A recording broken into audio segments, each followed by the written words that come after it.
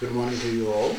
And good morning to all of the people who are listening to this all over the world. Good morning to you all and welcome to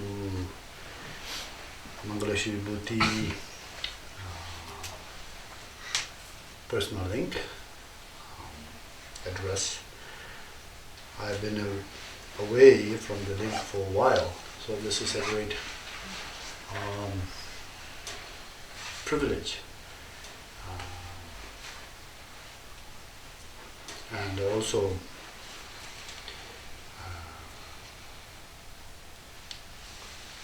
got a nice beginning of the new year.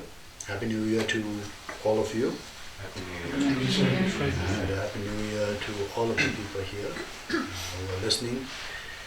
And what I thought this time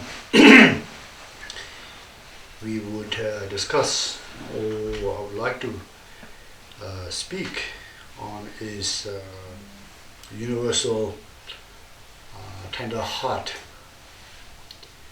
that gives to universal responsibilities. And I know it sounds a little abstract from the title, what it means by universal tender heart.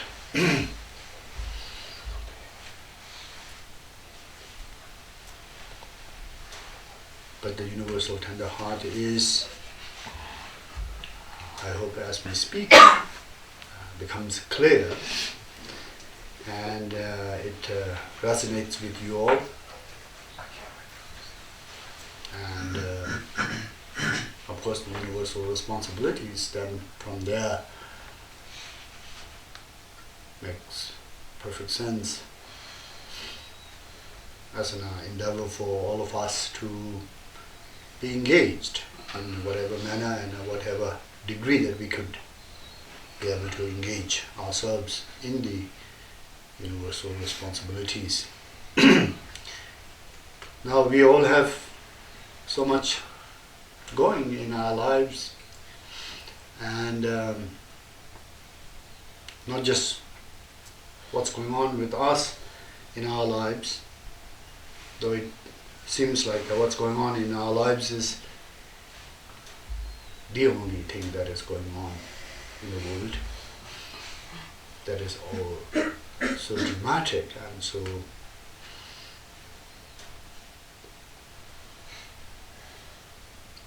chaos, out of control, and so much in that way feels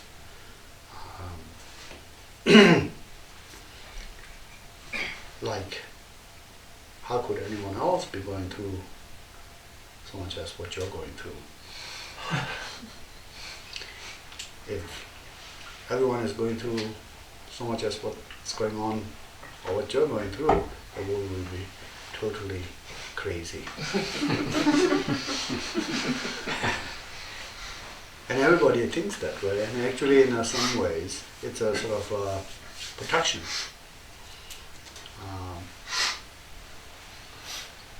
Everybody becomes a little bit more self-conscious and therefore maybe perhaps doesn't put out as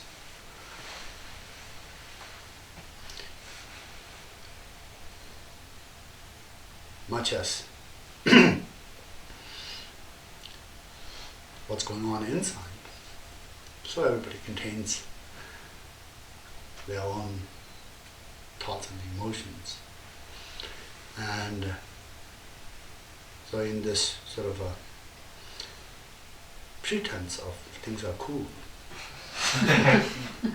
things are going fine, and everything is under control, makes each person see the other quite sane. And so in that way actually two crazy people can be in one room and each person sees the other quite safe. And provides the ground to act same. But inside, maybe, perhaps it's a whole different story.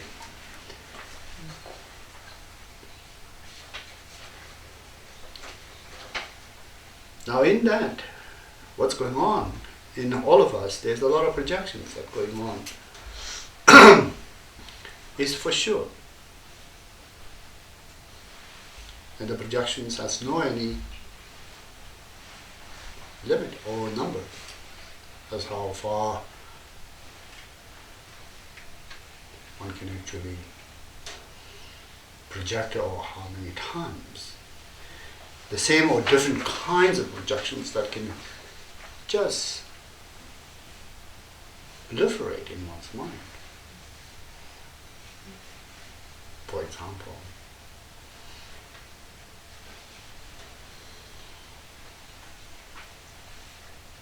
he's got it all right.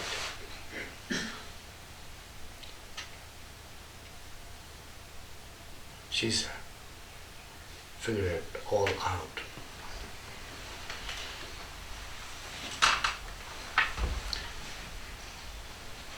They have the perfect situation.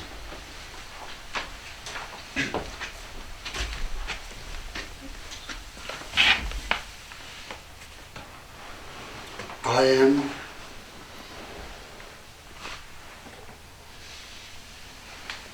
better.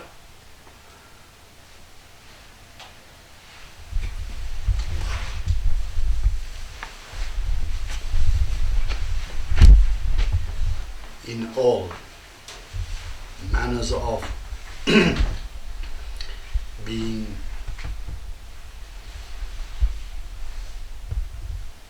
good and perfect as what good and perfect is in the world. Thoughts and emotions is like a bubbles and ripples. Bubbles can always pop if there is the condition. Just as we as a sentient, we have the condition for the thoughts to rise, and thoughts can always rise. And each thought has its own projections.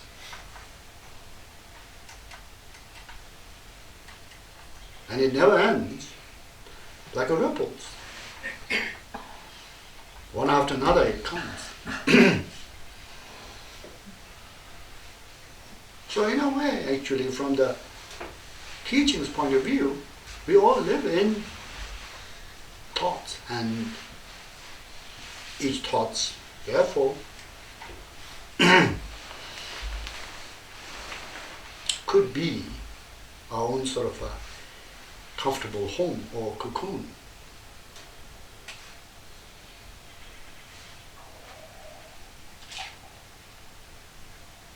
And we all make a life inside of that home and cocoon with our projections as in the content of the life itself.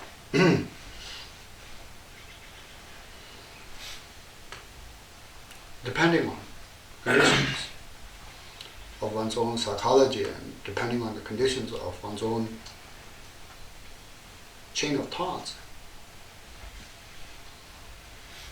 in the moment and in the overall, some people could be very positive and some people could be very negative. And for the most, it's in between. Neither being not too positive, nor being too negative. But nonetheless, depending on how one actually feels and sees oneself, reflects as well how the world is and how others are in that world.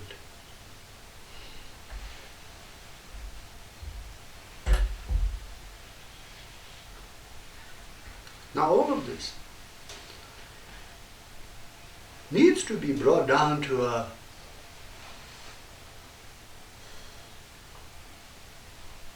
very sort of practical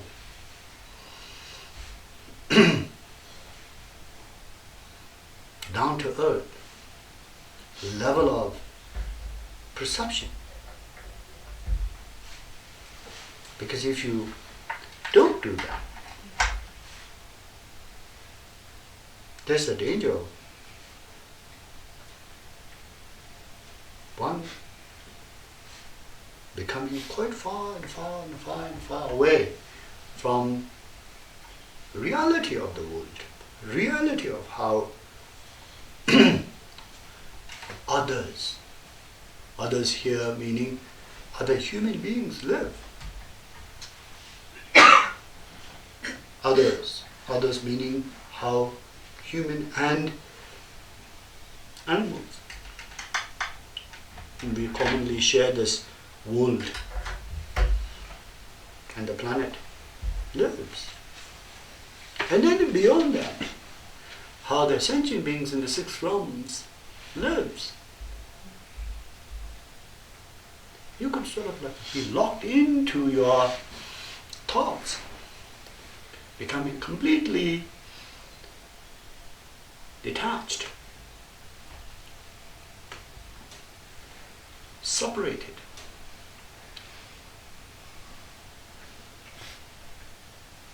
The projector, the theater, the audience, the screen, the story, everything becoming in your own thoughts. It becomes a one-man show, totally.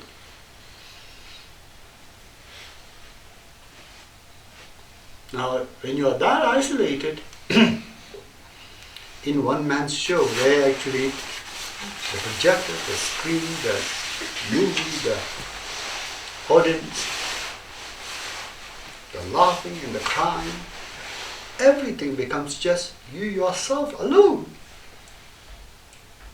Removed very far away from the world and the people who live in the world, who maybe share your planet, and not only just your planet, but just where you live.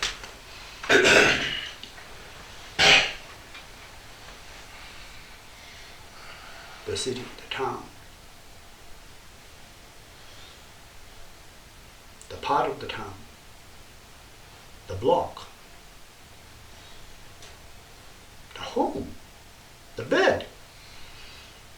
You're bound to actually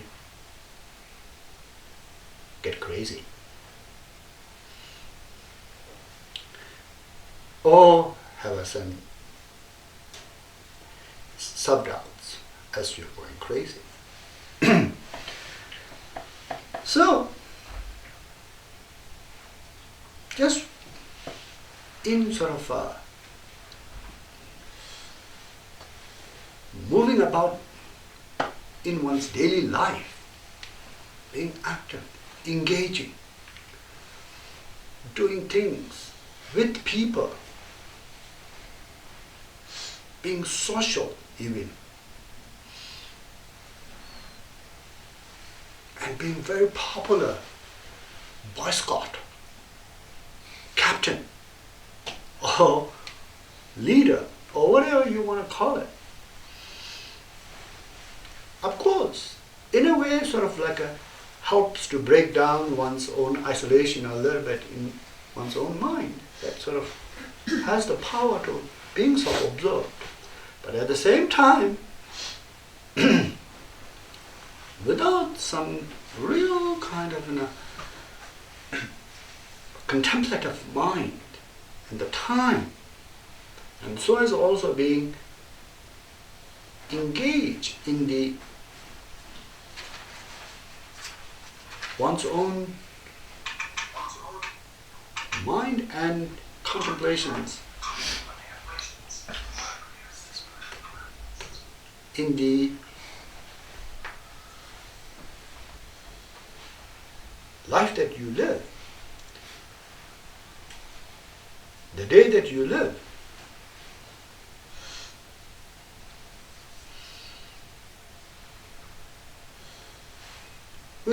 being in touch with one's own mind as to what's really going on in one's mind.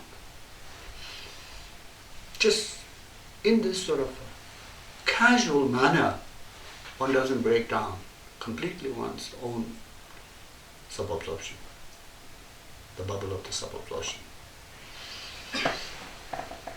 Bubble of the sub-absorption here is very unpenetrable in a sense. There's a layers of a protection that sort of is built up over the time, and so as also just for the sort of sheer necessity to make oneself feel safe and secure and functional. Sometimes the bubbles have been strengthened and have been kept as sort of a strong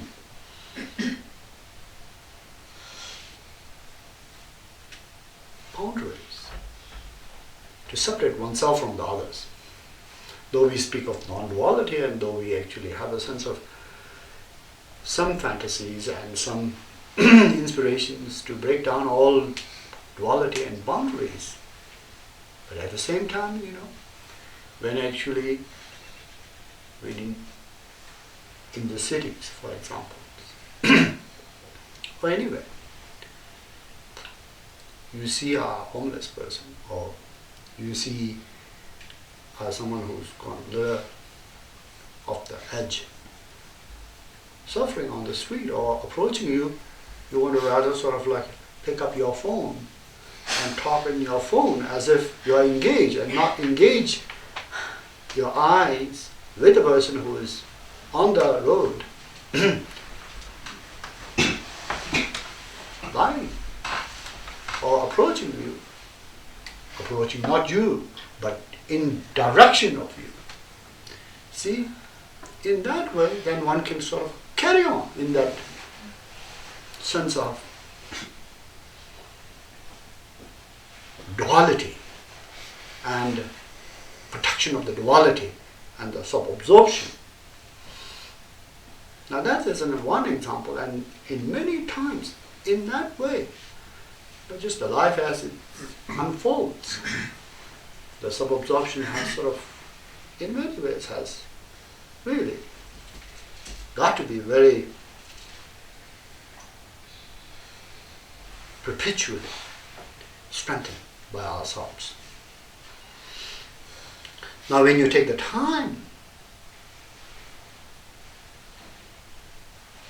which as a spiritual people, we are not going to be a spiritual people and be on the spiritual path if we don't have any inspiration. We cannot say somebody is on the path of any sort if the person doesn't have any inspiration whatsoever to be on the path.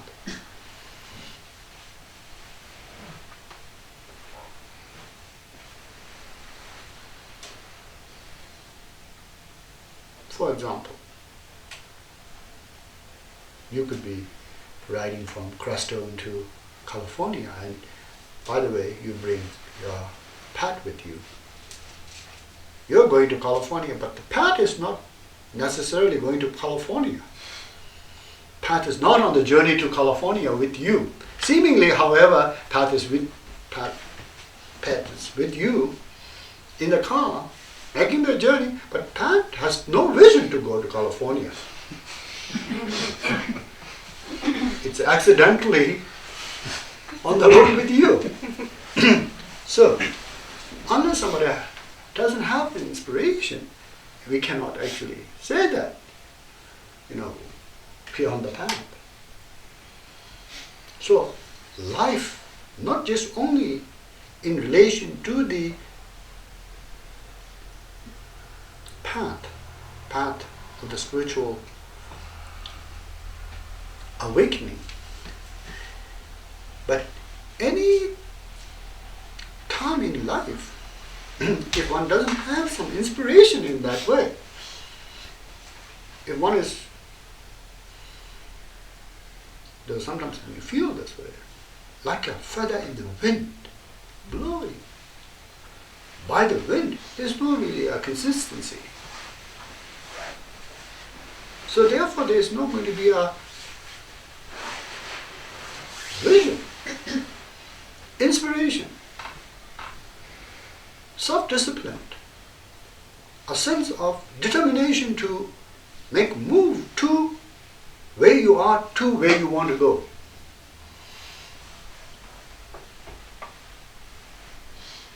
So, life is going to be kind of aimless,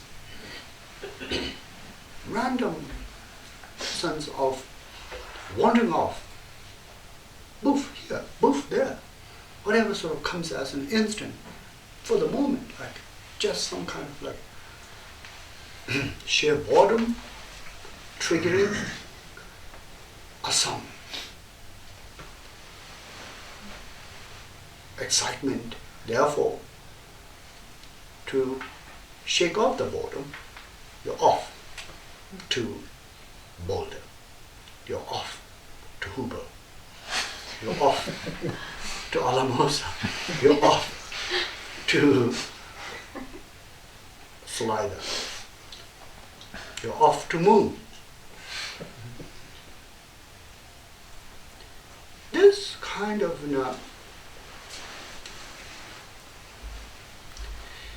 habit, again, in life in general, regardless of being a practitioner, it is difficult to get your life together, to have a sense of any kind of serenity and relaxation, and a sense of mind and the body being synchronized, and a sense of life as a whole to experience. So, my point is, one needs to contemplate, and one needs to make the time to contemplate. And in contemplation,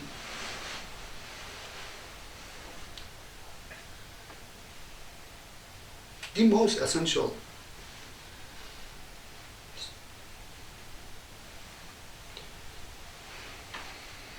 aspect of the spiritual path of all traditions, and as well as to sort of, as I said earlier, to even ground yourself on the earth, to have a insight into life of human in general, and life of human in general with your life as in a window of direct experience, seeing things clearly. We never can experience other people's life. Only through our mind and through inference of using our mind in a certain ways. Like if somebody says, I have a headache, recalling how when you had a headache you felt, and then only you could understand, what the headache is. And then only you could actually understand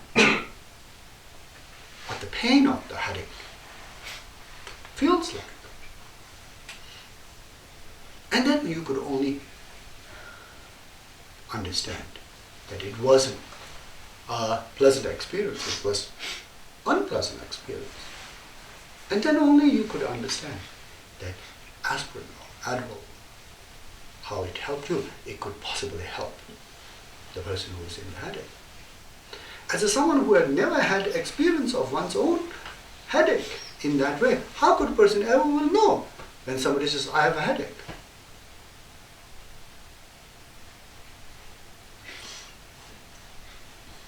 You could simply sort of think, oh, maybe this is a good one.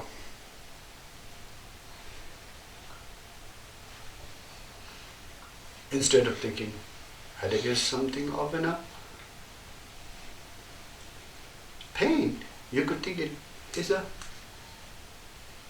pleasure.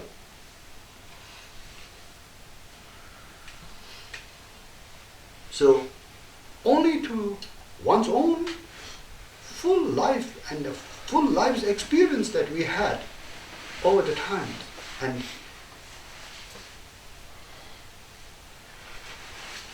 memory of that allows to discern and understand precisely and know what it is to have such and all other experiences of a common world, common experience of life on the earth. So, in that way, when we once take the time to sit down and contemplate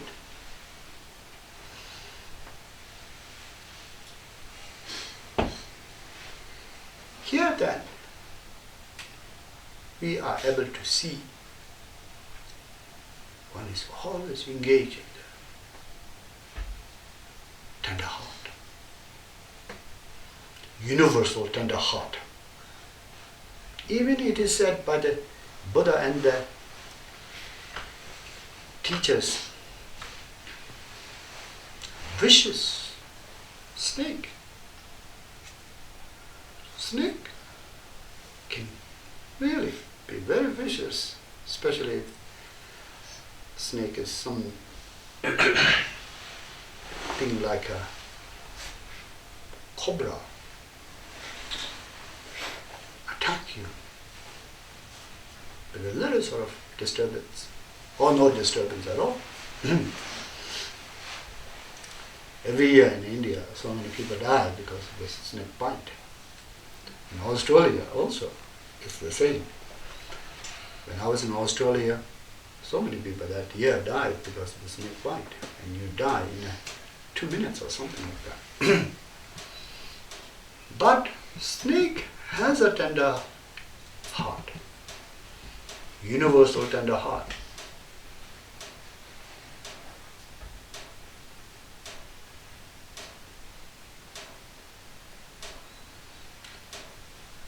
Snake has that universal tender heart when snake is in need of the food.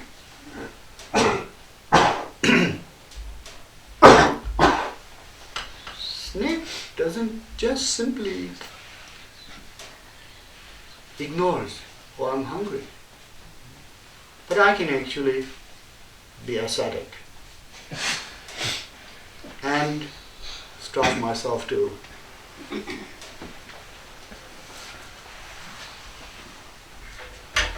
becoming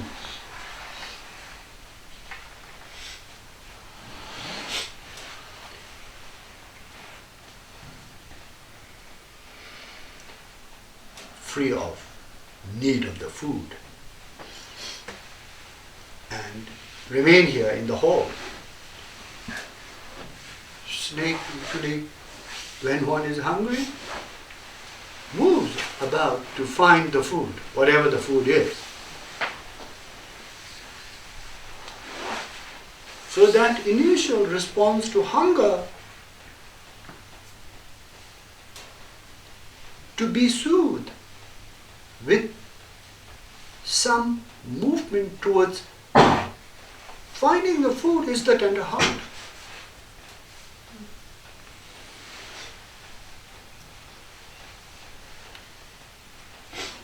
that sense of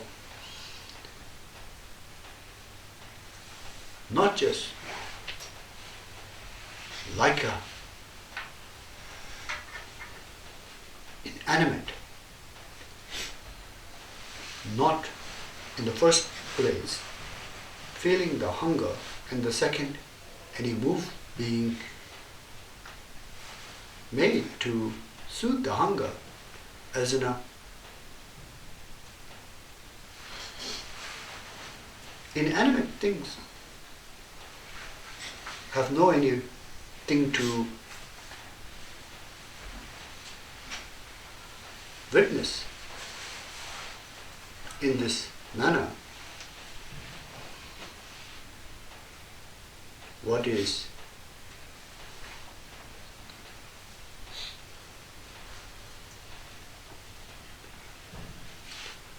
seems to be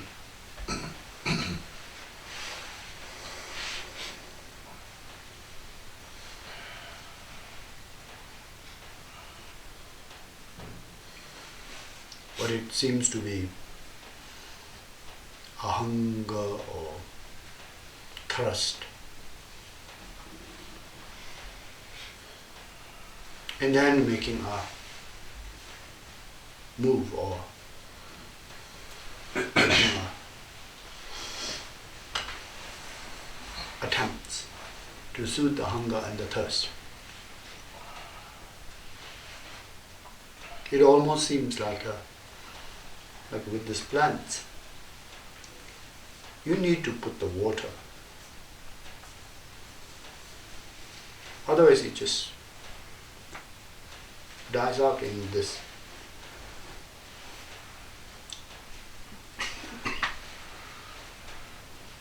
condition where it's being not watered. But as in a snake, that is not the case. Snake or any other species of sentience is going to make some move in response to soothe that need of the hunger and thirst to be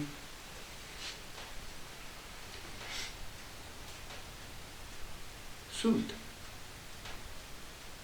Now that is a universal tender heart. There's a heart there. There's a mind there.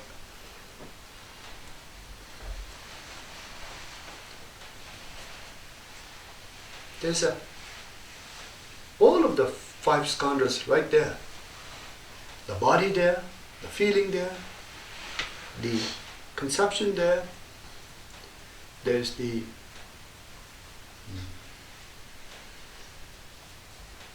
desire there, mental formation, the consciousness there, all there. In that one move to reach out to soothe one's hunger and thirst.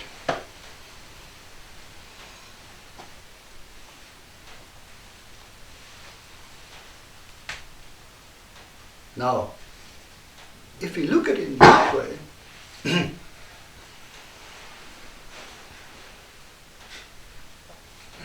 how are we different from the snake? How are we different from any supreme human being in common to share the universal tender heart? As a sentient, as a human, every move that we make is made out of that universal tender heart.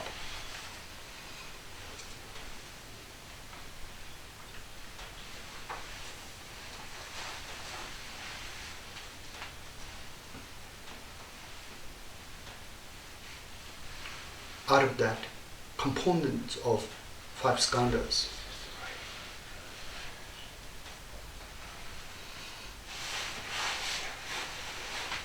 That condition of universal tender heart being present and every move being a response of that heart being present came about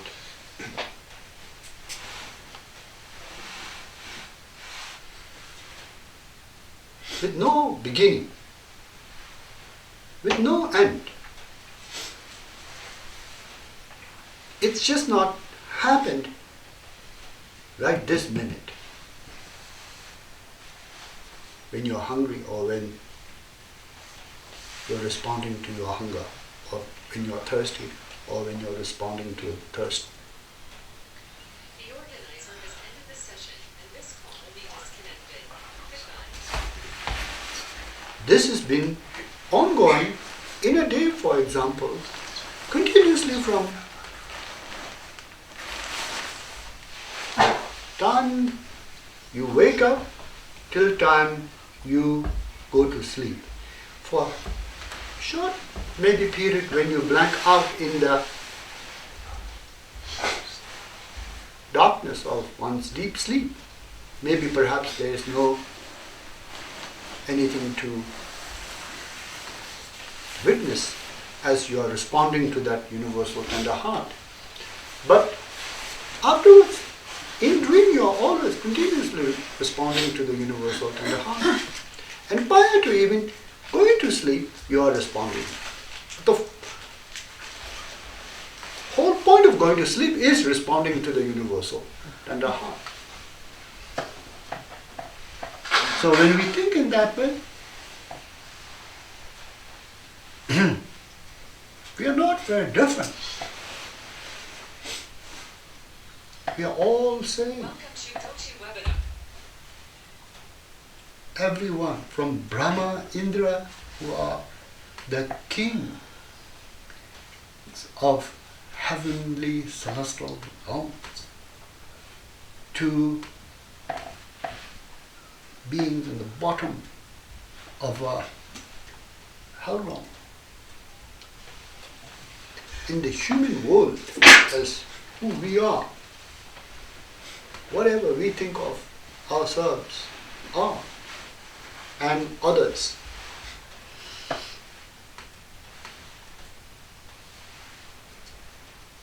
whatever they think of themselves are, or we think of ourselves are separate from others. Others think themselves separate from us. We are always in this same condition to needing to respond to the universal tender heart. And responding all the time, minute by minute, second by second. Now in there, if you watch your own mind responding and get clear, when you're not observing your mind and when you're not observing your response to the universal tender heart and its sort of process of making you move, grow, walk, move towards the need.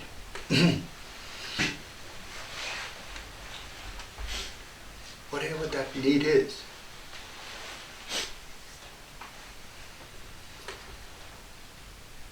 It all seems like a quite fuzzy and unclear, and it all seems like a almost mechanical. It all seems like this is just kind of a somewhat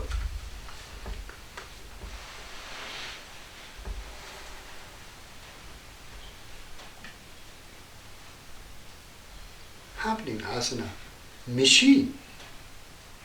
But when you watch carefully, when you observe very attentively, and when you are present to see how your mind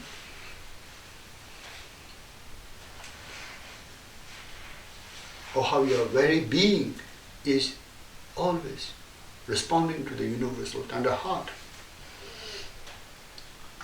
And what that specific is, in that specific time and in that specific moment.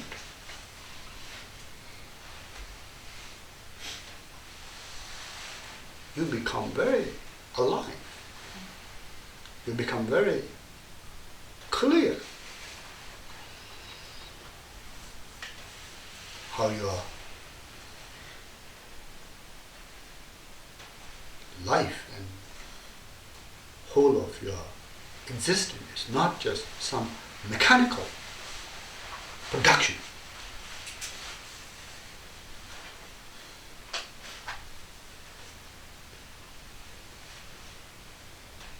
Machine, inanimate, it's very tender. It's very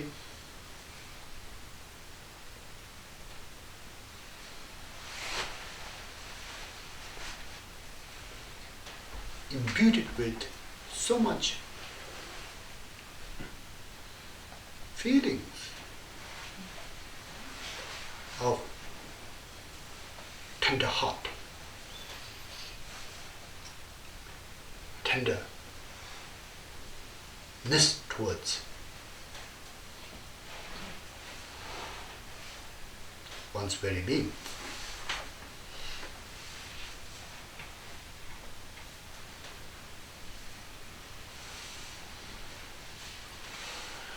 Now that, as you see in the world, and the world is governed by that,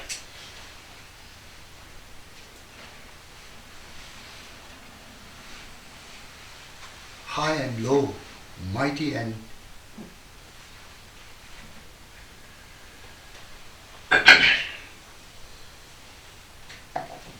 nobody, rich and poor, powerful and powerless, man or woman. You cannot say, I've got it all. Now I don't need to respond to my universal needs.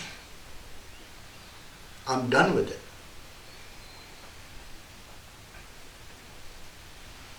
There's never somebody who actually says, I'm done with it because I've got it all. That's the end of life, where there's no actually end. There may be an end of life here, but there is a continuation of another life, and then another life, and another life, and another life.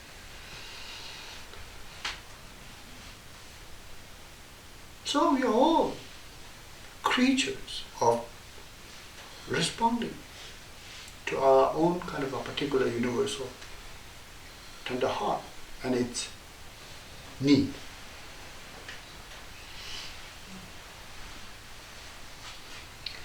Now, observing this, then you can see how sane and insane you are. In the basic level of how one is always called for a response to that universal tender heart and to soothe one's needs, that is eminently present in one's life. There's nothing to do with one's ego.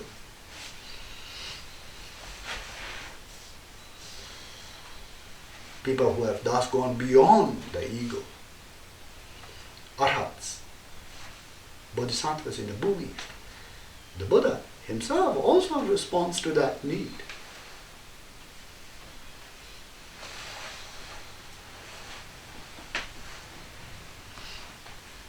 But the insanity here is the unconscious of how you and other are not that different, not different at all.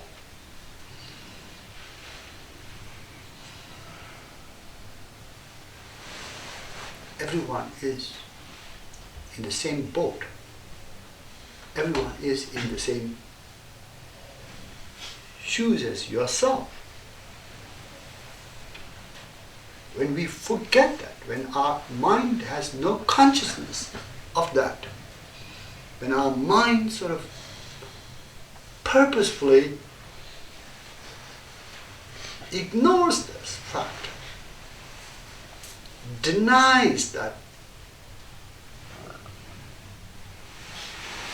one and others are all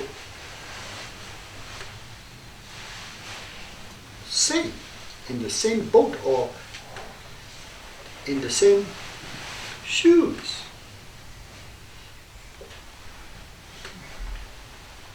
Some form of that can be acceptable. But when it is not acceptable is when we actually make a step further from not just only being unconscious, ignoring and denying that we and all others are same, but somehow on the expense of others we try to sort of build our own comfort and world of fulfilling our needs. That's the beginning of the insanity.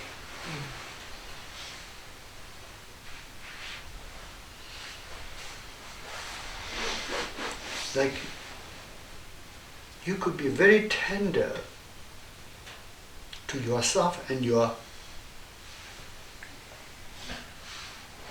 loved ones. Then you could be very vicious to others. Like a mother tiger can jump on a vulnerable, helpless deer that is just, grazing on the plain to get a mouthful of grass to feed oneself. No harm, no threat to anyone. And just get it down and eat it alive. And then yet at the same time turn around to one's own cubs and lick. And it's such a tender mind and heart. This kind of the dichotomy, where actually you could be one way to others and another way to yourself, where you could be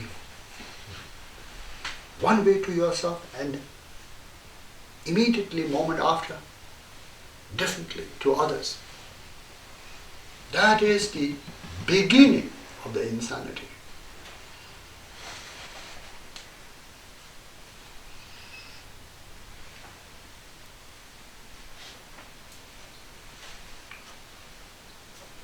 From one's own self-love, having grown too big beyond universal tender heart, beyond necessity. beyond ordinary, where actually one has become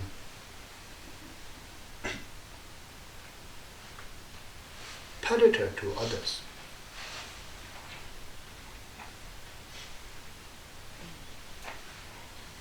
This is where actually suffering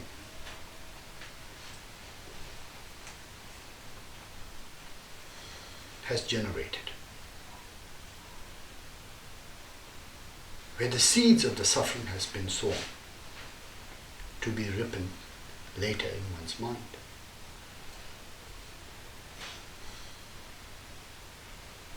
So what do we do? Now, observing this, if you really have some genuine good heart, genuine tender heart,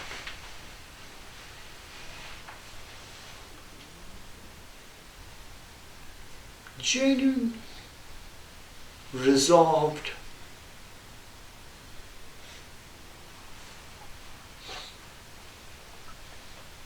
discipline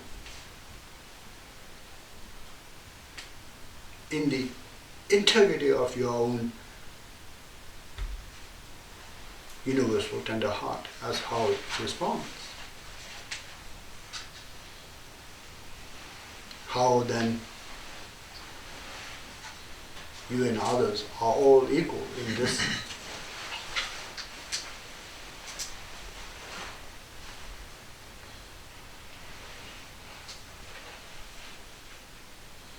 becomes very clear.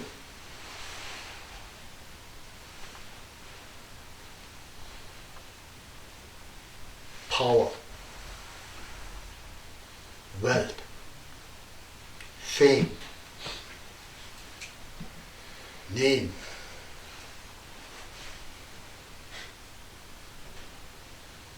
anything and everything that has casualties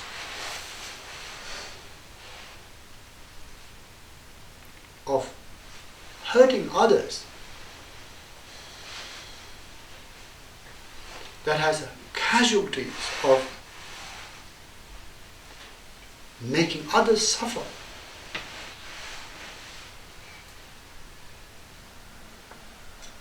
How could one totally be animalistic?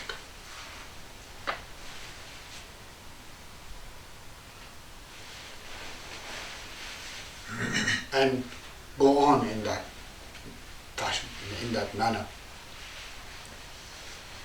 with any justifications and stuff.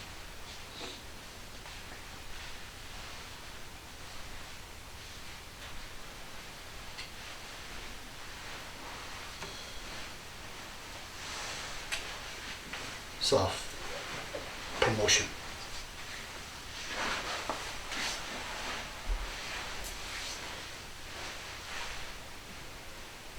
That kind of justification, that kind of denial, that kind of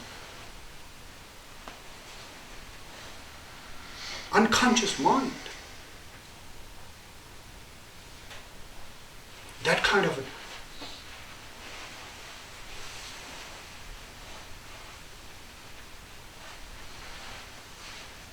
lopsided mind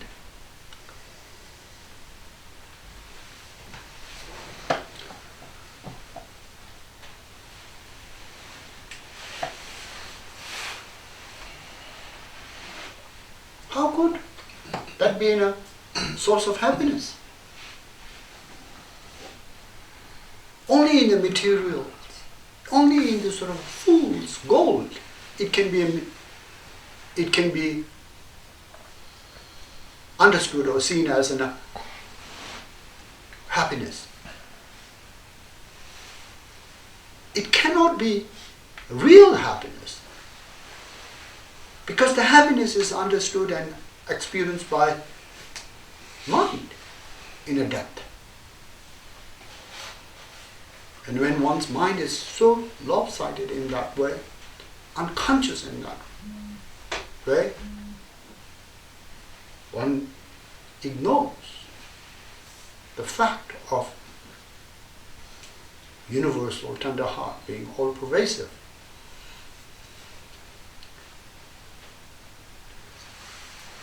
And then marches on in one's own conquest.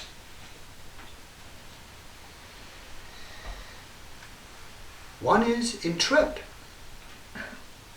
like being induced by drugs. You are tripping off. Like that, by all of this, as in a drugs, one is tripping off in this world of injustice. So from that point of view, if you are to look, Alexander, I don't envy Alexander. I see him as a fool.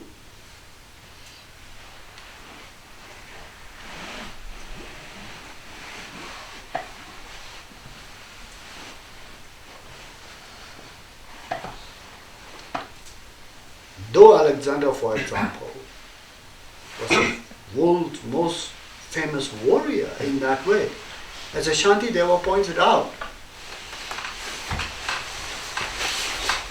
if you are not able to conquer your own temper and your own aggression inside, and then you conquer the world, however the world sees it, but from this point of view, sama rola sebao, you're just killing crops.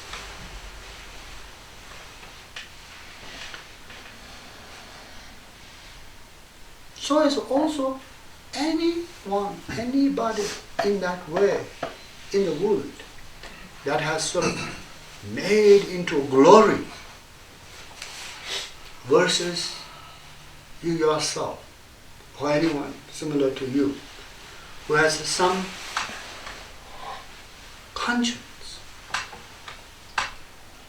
conscience of just simply, even if you cannot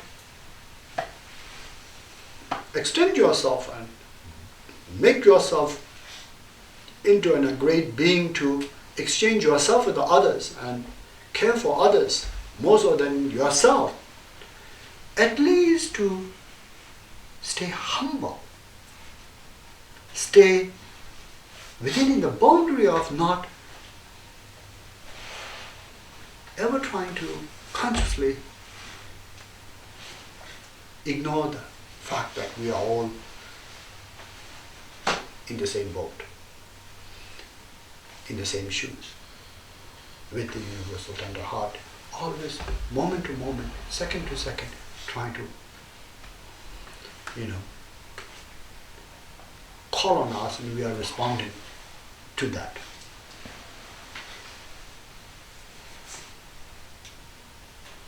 So in these contemplations, you could actually take off a lot of your own fantasies out.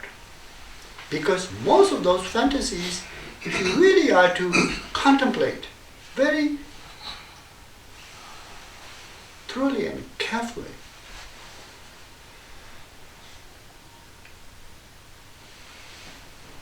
and people who have achieved those fantasies in their life, there is a double life. Life that looks like something and life that is something different in the inside. Life that looks like something different in the outside and life that looks like something different in the inside doesn't quite match.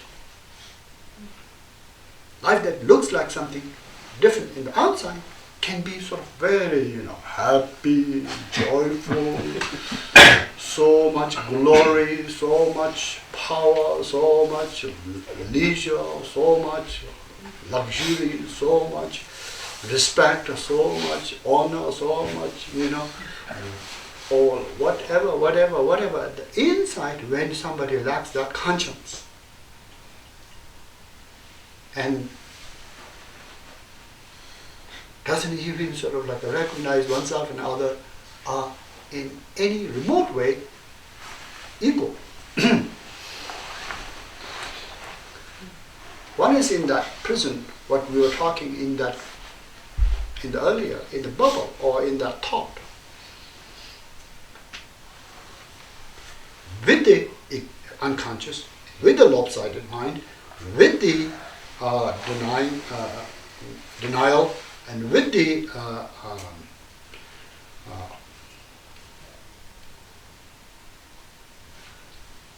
sheer force of pushing your own self-interest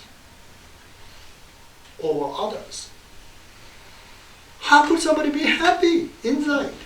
It's only a mere projection. If that is really happiness, why not Buddha did all of that and prevail in that? Why not Bodhisattvas, did that and prevail in that? Why not Arhats did that and prevail in that? Why not any sages of the past time went for that and prevail in that? Because that kind of a happiness and that kind of a joy or that kind of a life of a portrait is inside, it sucks.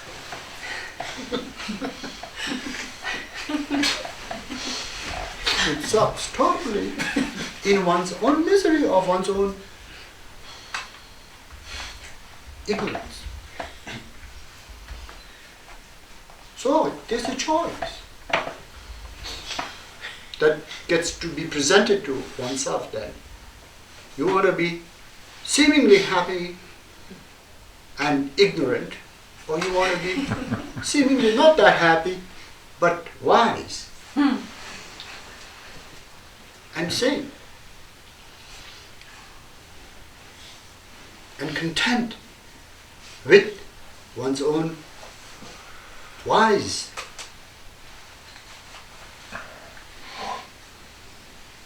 awake.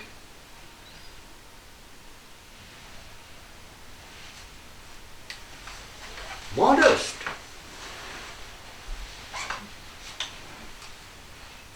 Intelligence to operate one's life. So in that way, when we can get off all of these fantasies of our head, that in itself is a great happiness. Listen, fantasies in all of this time has been kind of making us miserable. Basically what you need is not to fulfill those fantasies.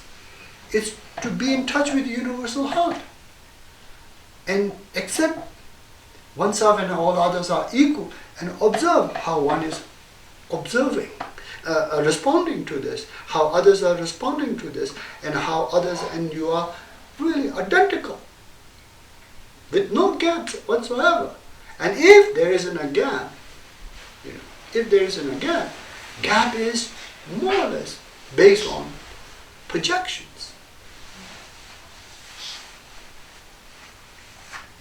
And in that kind of a projections, however somebody seemingly succeeds, it's not because of that one succeeds. It's because of some previous good merit one succeeds.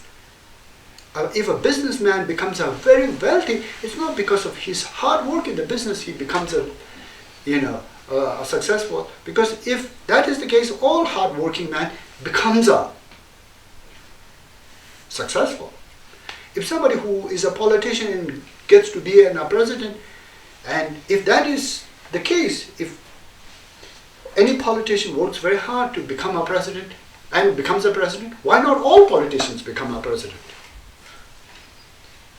So seemingly what seems like the cause that sort of brings the result is not the cause. It's actually some goodness that one has actually in the past lives. Contrary to what one is acting now, one has done in the past, that sort of like, provides the fruit of the present any goodness in one's life. So in that way, if we can get rid of the fantasies and the illusions of making into a big circle of some sort of accomplishments, and just really be basic human being. As a human beings have a discernment to know right versus the wrong. And the right and wrong could not be arbitrary. Right and wrong has to be based on responding to the universal tender heart. As you respond to your own universal tender heart, and if you respond in that way, in need of others, that's the right. As you respond yourself, and you don't respond in the same way to others, that's wrong.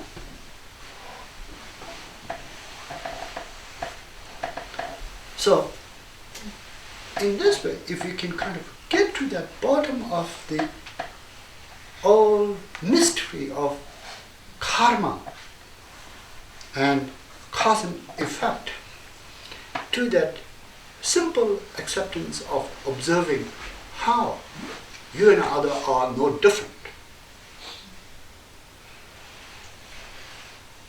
And then working with one's sort of tendencies and fantasies and sort of dementia, derail, sidetracks, and all kinds of sort of neurosis that has over the time unconsciously has developed in one's mind and presents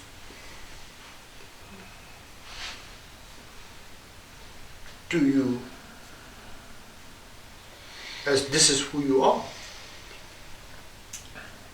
And you identify them as this is who I am.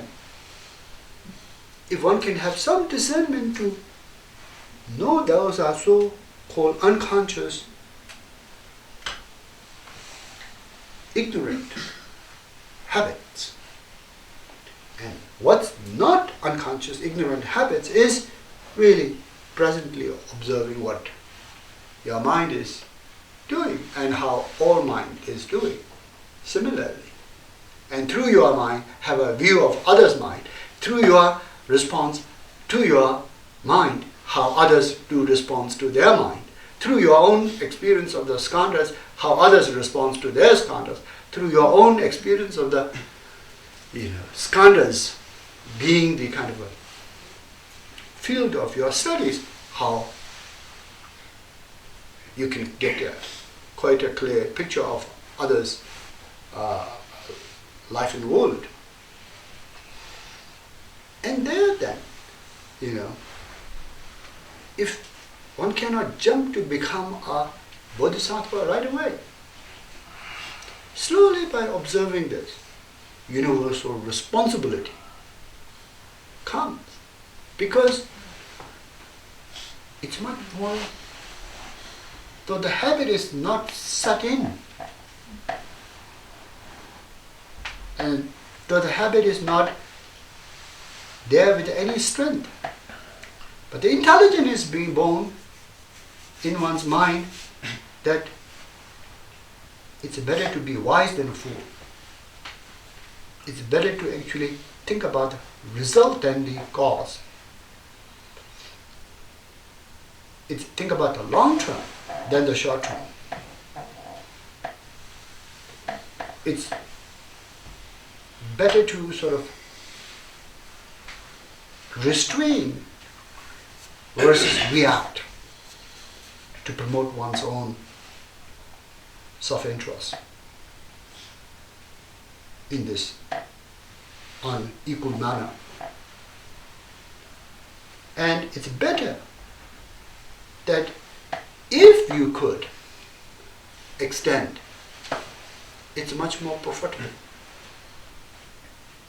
If you could stretch out yourself, it's much more fruitful. Dzigar Rinpoche have said, and Buddha have said this as well, I think. Altruism in this way is a double-fold benefits. Benefit to others, hence benefit to yourself.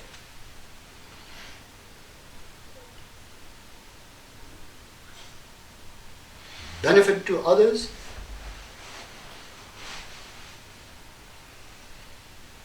naturally has the benefit of unwanted, undesired,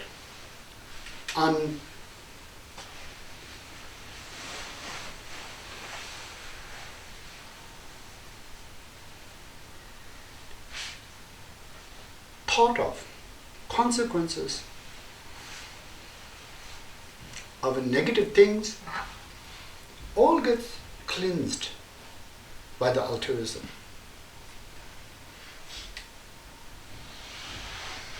All the wanted, all the desired, all the sort of thought through sort of real happiness and joy, it's provided to oneself. Shantideva speaks of, look at the difference between how we have reacted to our own self-interest and where we have ended. How the Buddha have reacted to the interests of others and where they have ended. That in itself is a self-clear evidence of the Nretak, which is fruit as in a fruit as in a verification of the cause. So, universal responsibilities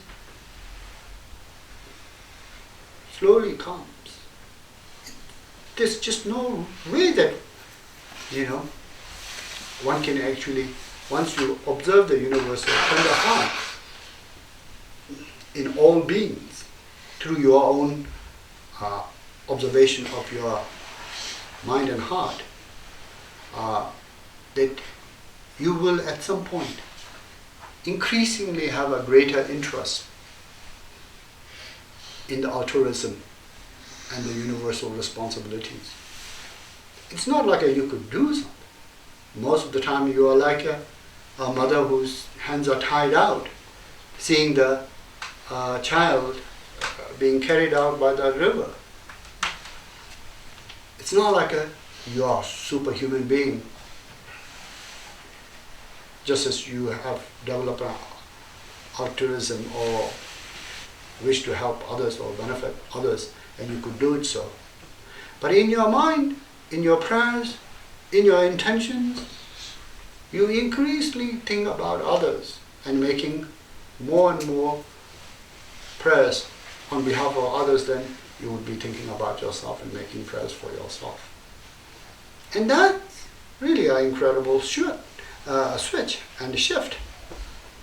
And the prayers have a lot of power in that way to not only transform your mind and help yourself to kind of be cleansed and sane and elevated in their higher platform of being more evolved beings. But any merit that you have in the past, and you could also dedicate the merit of others. If you have that platform, it's not like you only can dedicate your merit, but you can't dedicate the merit of others. You could actually dedicate the merit of others. And when you dedicate the merit of others, even if you lack a lot of merit, there's a lot of merit in the world. There's a lot of merit that the Tathagatas and the Bodhisattvas and the great sages have accumulated. And you could dedicate that merit for the very cause that you are praying for. And then that becomes enough of a sufficient for the right act and right power for that cause to actually blossom as in a fruit. It doesn't have to all come from one's own merit in that sense. So, sometimes trying to fix things with a hammer and nail, saw and axe, versus what you can do with your mind in that way. Making prayers and dedicating merit in that direction. Not only your merit, but the merit of all others. Goodness. Since there's no self-interest in there, its interest is interest of others. It's not any way that it actually falls into the category of your own some kind of neurosis. So therefore, even the tunjo, any kind of like a supplement or greater sort of addition, help that is needed to make something happen, could be very well come from our Buddhas and Bodhisattvas. So, universal responsibilities in that way being born inside of oneself is a very much the key and the power, I feel.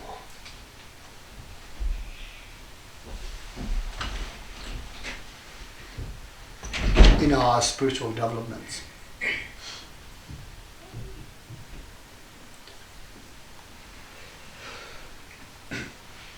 We must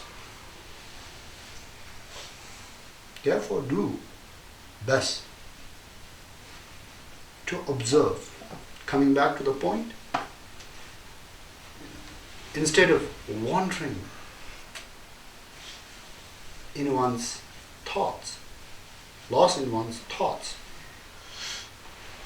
in the right frame of mind, observe how we are as a sentient, all share this universal tender heart and constantly responding. There's no stopping of it. Constantly responding. So somebody can say, well, if this is happening and if you are to observe this, can you do both? Yes, you could. What's happening in you, you could also observe as well in an objective way. Because it's happening with you, it doesn't mean that you could observe as an you can't observe. You could observe.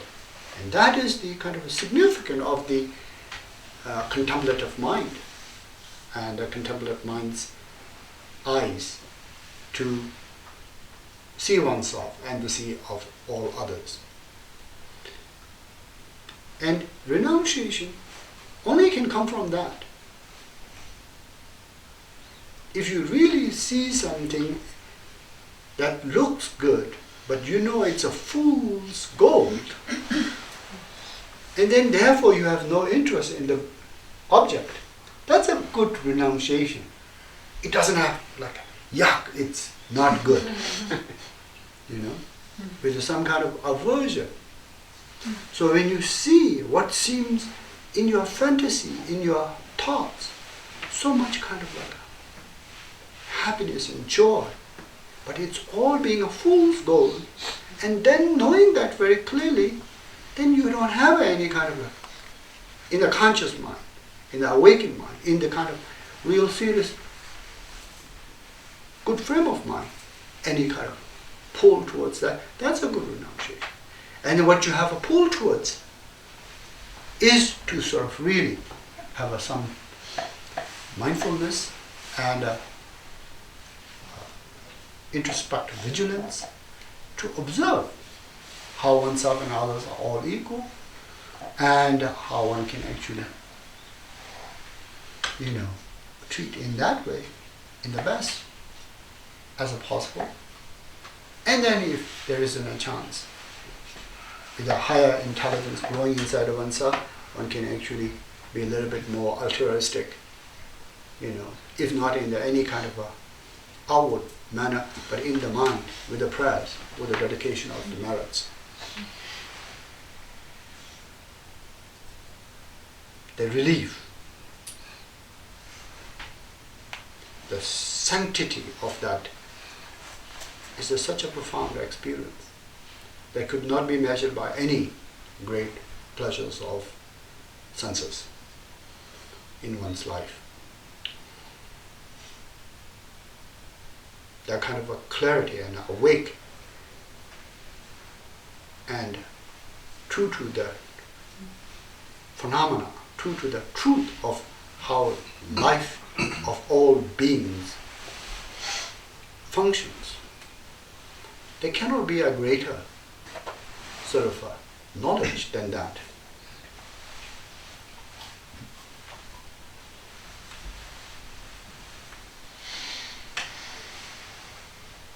One cannot be lost. There cannot be, therefore, a greater finding of oneself than that. If one is to find oneself, that is finding of oneself. So, I'll rest here. I think the time's over. I hope this, therefore, to all who is listening and who is here as well, is I know people are in different places and different circumstances, and what one says makes so much sense from oneself, makes no sense from others. That could always happen. But if it makes any sense in this way, instead of being busy trying to do too many things, if we can just simply kind of observe our mind as how we respond to our own universal tender heart. And once more, to clarify what's universal tender heart is how one responds to one's own hunger as a basic thing, to suit that, or thirst to suit that, or any other basic needs to suit that. How we could not, or we do not ignore it and forget it and let it go. With all our skandhas, response to that. That's what the universal tender heart is. By this merit, may all attain omniscience.